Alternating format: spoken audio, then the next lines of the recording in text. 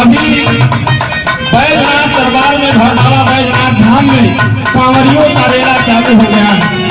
भगवान बैजनाथ के दरबार में लाखों लाखों कांवरिया भक्त जाकर के अपनी हाजिरी लगा रहे हैं। कैसे मास्टर? हरे रामा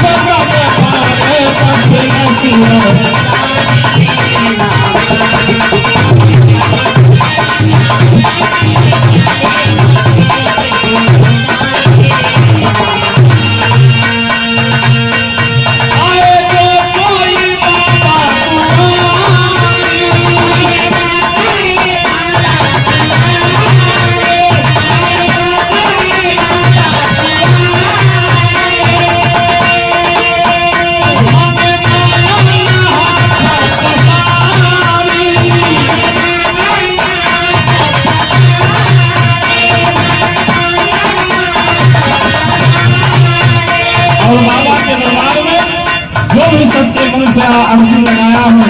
भगवान भोलेनाथ सदा अपने भक्तों का मनोकामना को पूरा करें। इसलिए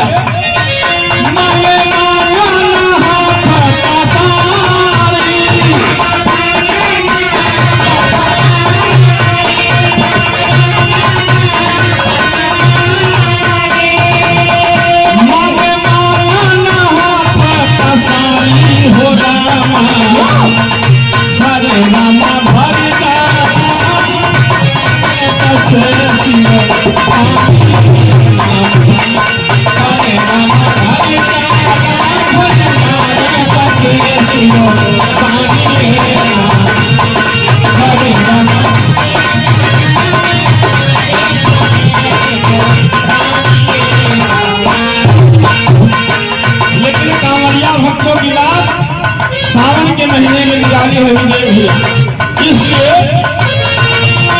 कांवर जो कोई लेकर